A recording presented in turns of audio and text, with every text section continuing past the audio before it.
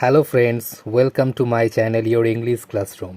Today we are going to learn a new advanced structure. So let's begin. তোকে যখনই দেখি তখনই তুই টিভি দেখছিস, তোকে যখনই দেখি তখনই তুই মোবাইল ঘাঁটছিস, তাকে যখনই দেখি তখনই সে পড়ছে, তোমায় যখনই দেখি তখনই তুমি ঘুমাচ্ছ। দৈনন্দিন জীবনে প্রায়শই আমরা এই ধরনের বাক্যগুলোকে ব্যবহার করি। এই ধরনের বাক্যগুলোকে ইংরেজিতে কিভাবে ট্রান্সলেট করবে আসো আমরা দেখে নিই। প্রথমে আমরা লিখব when ever it is scene, তারপরে সাবজেক্ট, তারপরে কিপ কিংবা কিপস, কিপস হবে থার্ড পারসন সিঙ্গুলার নাম্বার হলে, তারপরে ভার্ব, তার সাথে আইএনজি, তারপরে অবজেক্ট। এবার কয়েকটা উদাহরণ দেখে নেওয়া যাক। তোকে যখনই দেখি তখনই তুই টিভি দেখছিস, whenever it is seen you keep watching TV. তোকে যখনই দেখি তখনই তুই মোবাইল ঘাঁটছিস, whenever it is seen you keep operating mobile.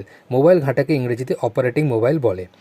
তাকে যখনই দেখি তখনই সে পড়ছে, whenever it is seen he keeps studying. তাকে যখনই দেখি তখনই সে কাঁদছে, whenever it is seen she keeps crying. তোমায় যখনই দেখি তখনই তুমি ঘুমাচ্ছ, whenever it is seen you keep sleeping. তোমায় যখনই দেখি তখনই তুমি খেলছো, whenever it is seen you keep playing game. আশা করি আজকের এই ভিডিওটা বুঝতে তোমাদের কোনো অসুবিধা হয়নি। যদি আমার ভিডিওটা ভালো লেগে থাকে তাহলে লাইক করো, শেয়ার করো এবং অবশ্যই অবশ্যই অবশ্যই আমার চ্যানেলটাকে সাবস্ক্রাইব করে দিও। ভালো থেকো।